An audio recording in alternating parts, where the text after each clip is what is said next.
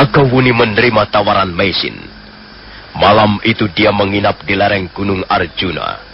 Sebenarnya Maisin agak curiga melihat kehadiran Sakawuni yang tiba-tiba. Dia menduga tentulah ada hubungan antara Sakawuni dan suaminya, Arya Kamandanu. Malam harinya, ketika Panji Ketawang dan Ayuwandira sudah tidur pulas, dua orang wanita itu duduk di ruangan tengah sambil bercakap-cakap.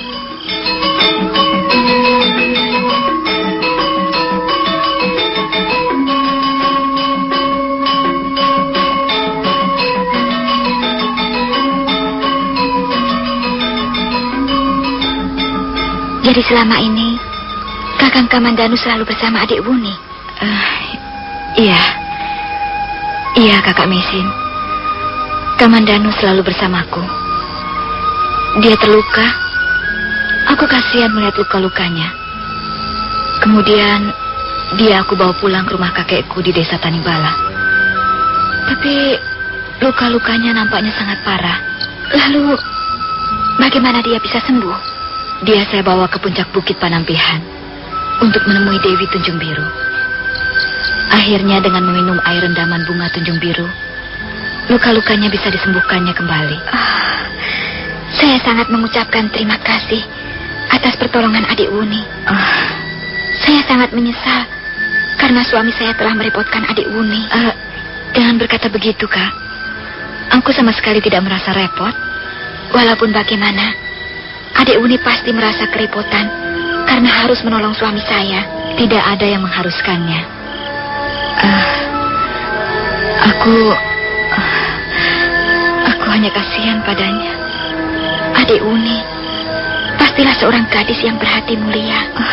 Aku tidak perlu puji-pujian seperti itu. Kalau aku ingin menolong orang, aku akan menolongnya begitu saja. Iya, maafkan kalau ada kata-kata saya yang menyinggung perasaan adik Wuni. Aku datang kemari hanya ingin tahu apakah luka-luka Arya Kamandanu sudah sembuh sama sekali. Sudah, Dik. Luka-lukanya sudah sembuh. Bahkan dia sudah bekerja seperti biasa lagi. Dan sekarang dia sudah bekerja di Majapahit. Mengapa kau mengizinkan dia pergi ke Majapahit? Ya, semula saya memang keberatan. Tapi akhirnya saya bisa memahami keinginannya. Katanya dia ingin bekerja untuk Gusti Sanggrama Wijaya. Dia itu seorang laki-laki. Dia bisa mencari kesenangan di tempat lain. Mengapa kau bisa percaya pada omongan seorang laki-laki? Dia adalah suami saya, adik Wuni. Tentu saja saya harus mempercayai kata-katanya. Kau tidak takut dia akan melupakanmu? Seorang suami tidak akan mudah melupakan istrinya. Memang, suatu ketika dia bisa saja mendapat godaan. Tapi kalau dia seorang laki-laki yang tabah, dia tetap akan ingat pada keluarganya.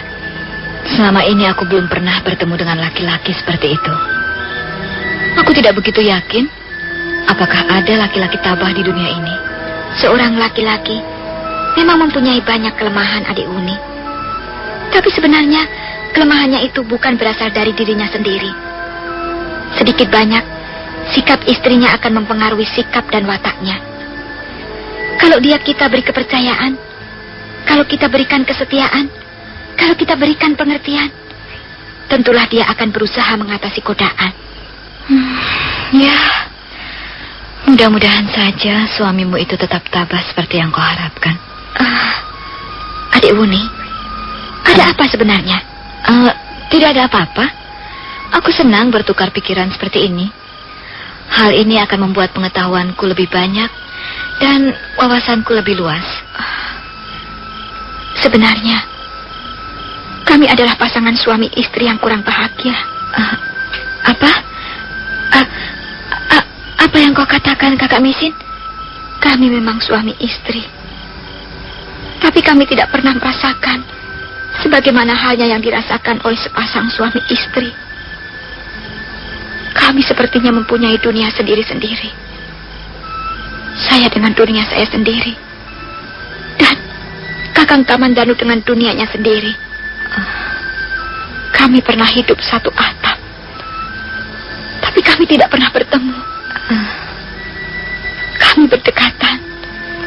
Tapi sebenarnya kami selalu berjauhan. Mengapa bisa begitu? Aneh sekali perkawinan kalian ini. Iya, memang aneh Adik Uni. Tapi itulah yang terjadi.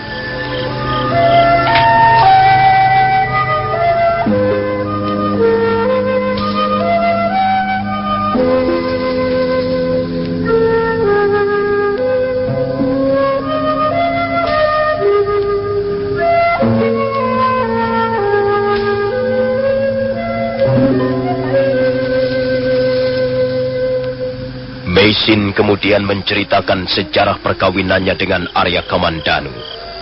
Wanita berkebangsaan Mongolia itu bercerita sambil sekali-sekali mengusap air matanya. Tidak lupa dia menceritakan perihal hubungannya dengan Arya Dwi Pangga, sehingga menyebabkan lahirnya Ayu Wandira. Sakawuni merasa iba mendengar kisah yang dituturkan Meisin. Begitulah Adik Uni. Bukankah di dunia ini tidak ada yang tidak mungkin terjadi? Semuanya serba mungkin. Dunia ini memang milik kita, tapi rahasianya bukan kepunyaan kita. Saya sudah pasrah, Adik Uni. Kalau aku jadi kakak Meisin, Arya Dwi Pangga itu sudah kubunuh. Mengapa harus begitu, Adik Uni? Membunuh orang itu tidak baik. Membunuh manusia berat dosanya. Kakek saya seorang pendeta penganut ajaran Buddha. Kakek saya sering mengatakan bahwa membunuh makhluk hidup akan membuat hidup kita dibayang-bayangi ketakutan. Ketakutan akan dosa-dosa kita sendiri. Tapi kita tidak boleh tinggal diam dan membiarkan manusia-manusia buas seperti itu berkeliaran. Kita tidak bisanya pasrah kepada keadaan, Kak. Sudahlah, Adik Uni. Saya sudah merasa cukup bahagia dengan apa yang saya terima sekarang ini.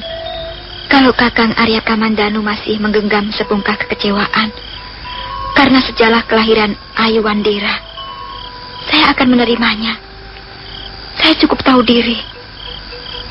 Bahkan kalau ada seorang gadis yang mencintainya dan Kakang Kamandanu mencintai gadis itu, saya akan dengan rela melepaskannya.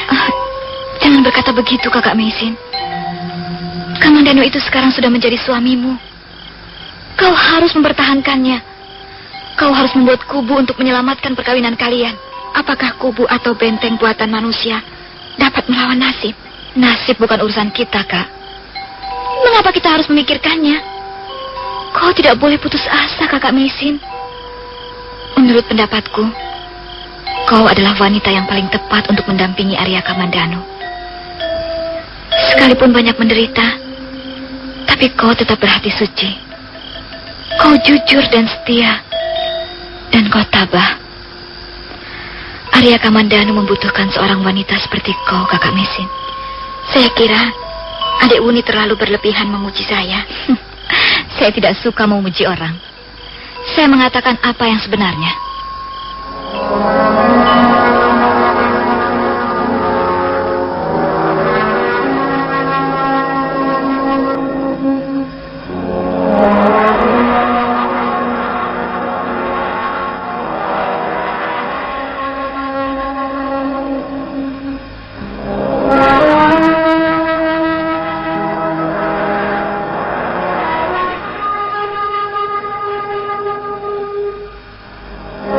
Malam itu, Sakawuni tidak bisa tidur dengan nyenyak.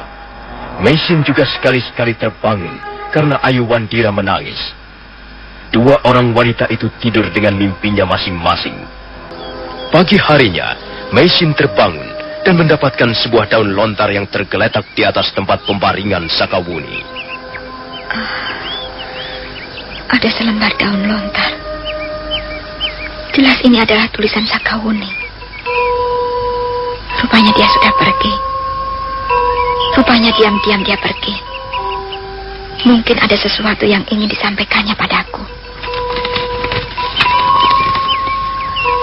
Kakak Meisin, kalau kau membaca tulisan ini, aku sudah pergi. Aku kagum pada kepribadianmu, Kakak Meisin. Kau seorang wanita yang berpengetahuan luas dan berhati mulia.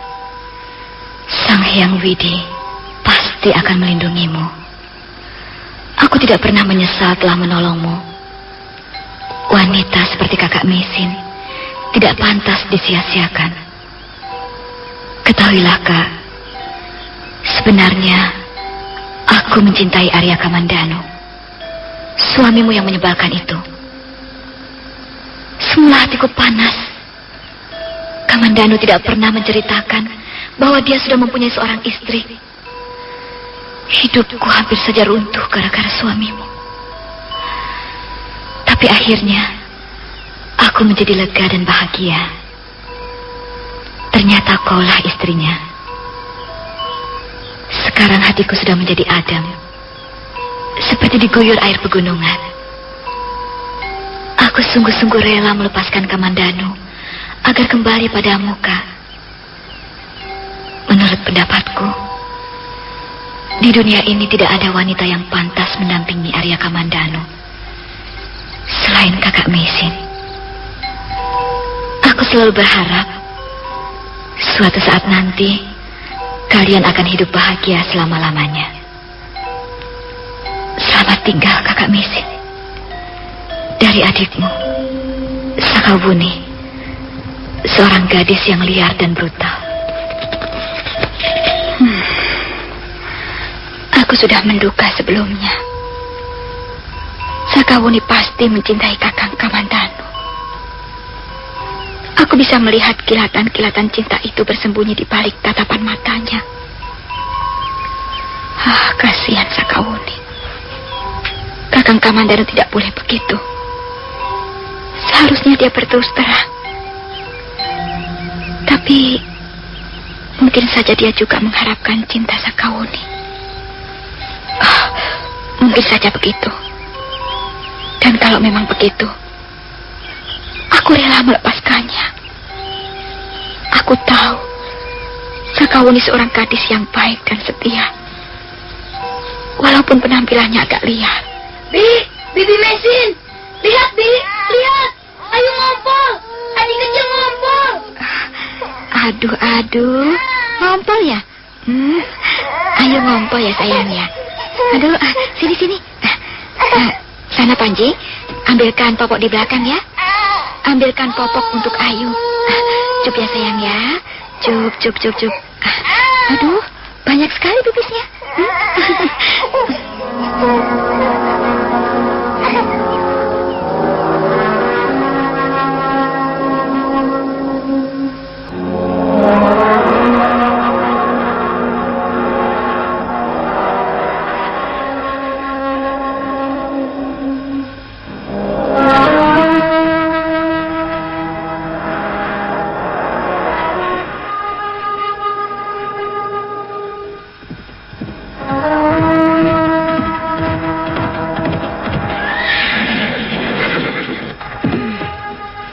Sekarang ini Kamandanu berada di Majapahit. Apa aku harus pergi ke Majapahit juga? Masa bodoh. Aku ke Majapahit bukan untuk menemui Arya Kamandanu. Ingatanku tentang laki-laki itu sudah kucampakkan ke pinggir jalan. Aku ke Majapahit untuk menemui banyak kapuk. Hiya.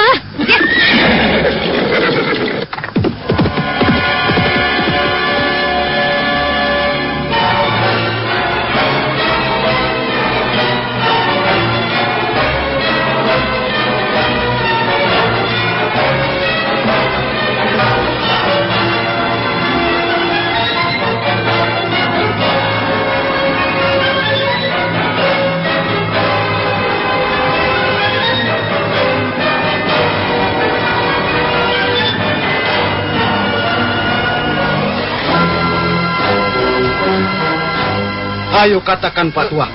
Katakan di mana anak gadismu, Iya Pak Tua. Katakan, kami tidak akan berbuat kasar kalau kau mau berterus terang mengatakan di mana anak gadismu. Mengapa tuan-tuan mencari anak gadis hamba? Pak Tua. Iya Tuan. Anak gadismu itu memang cukup cantik Pak Tua. Nah, itulah sebabnya kami akan mencarinya. Apakah itu aneh Pak Tua? Iya Pak Tua. Maaf tuan-tuan, maaf. Anak gadis hamba itu sudah tidak tinggal bersama hamba lagi. Jangan begitu, Pak Tua.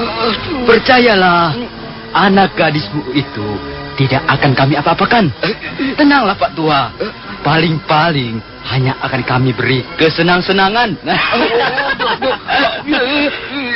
Ampun, Tuan, ampun. Hamba terpaksa tidak bisa membantu Tuan.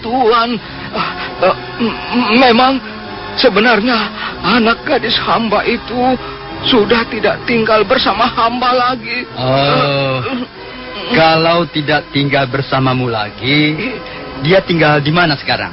Ayo, Pak Tua, katakan saja. Kami hanya akan meminjamnya sebentar. Nanti setelah 2 hari, kami akan mengembalikannya lagi, Pak Tua. Pak Tua. Kau tidak perlu khawatir. Atau kau mau uang? Mau? Ini, terimalah, Pak Tua. Ampun, Tuan, ampun. Hamba memang orang susah, tapi hamba tidak bermaksud menjual anak gadis hamba, Tuan. Hei, Pak Tua. Jangan bicara sembarangan ya. Awas. Nanti wajahmu akan kubikin rusak. Kalau kau tidak mau segera mengatakan di mana anak gadismu itu sekarang berada, tulang-tulangmu akan kupatahkan. Ayo cepat. Ampun, Tuan, ampun. Hamba benar-benar tidak tahu, Tuan. Kurang ajar kau tua bangka. Udah tua bangka tidak tahu diuntung. Ayo, kita gebuk saja dia. Ayo, gebuk sampai mampus. Ayo. Iya, ayo. Ayo.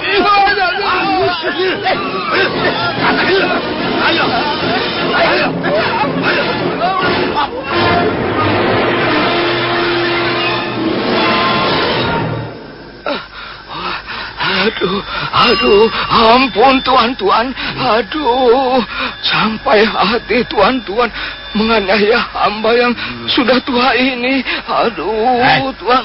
Jangankan hanya menganiaya, membunuhmu sekalipun, kami tidak akan ragu-ragu lagi. Kalau memang kau tidak mau mengatakan di mana anak gadismu berada. Pak Tua, kau jangan menjadi orang bodoh. Cukuplah dengan menjadi orang tua saja. Dengan menyerahkan anak gadismu itu pada kami, kau justru akan menjadi orang yang lebih terhormat. Apa kau tidak tahu siapa kami? Tahu, Tuan. Tuan adalah prajurit Kediri. Nah, itu tahu. Makanya jangan sembarangan menghadapi kami. Kami bisa berbuat sesuka hati kami jikalau ada orang yang membuat hati kami kesal. Cukup jelas? Iya, jelas, Tuan. Jelas sekali. Nah, sekarang katakan, di mana anak gadismu itu? Ayo cepat katakan, Pak Tua.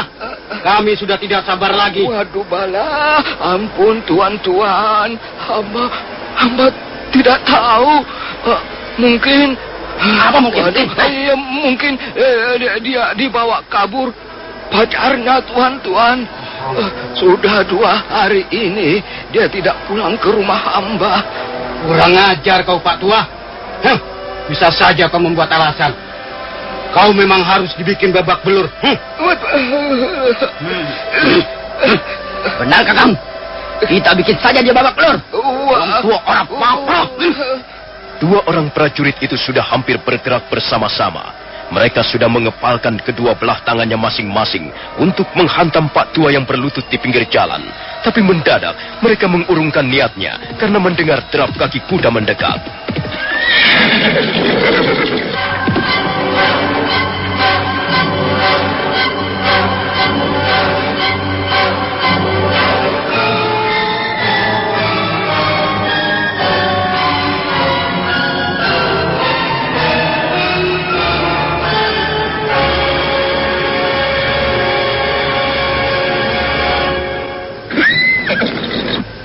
Apa yang terjadi di sini? Apa pedulimu? Kalau kau mau lewat, terus saja lewat. Ini bukan urusanmu. Kalian tentulah prajurit-prajurit Kediri yang terkenal gagah perkasa. Tapi sayang sekali. Rupanya kalian belum pernah belajar menjawab pertanyaan seseorang dengan baik. Kau sudah tahu bahwa kami adalah prajurit-prajurit Kediri. Mestinya kau bisa berbuat sopan pada kami. Ayo, turun dari kudamu. Jangan berbicara dari atas punggung kuda seperti seorang pangeran pati. Cepat turun. Sebenarnya aku tidak ingin turut campur urusan kalian. Sebenarnya aku hanya ingin liwat. Tapi karena kau menyuruhku turun, baiklah, aku akan turun. Tapi dengar, kalau aku turun dari kudaku, bukan berarti aku takut atau gentar menghadapi prajurit-prajurit Kediri. Huh! Ya.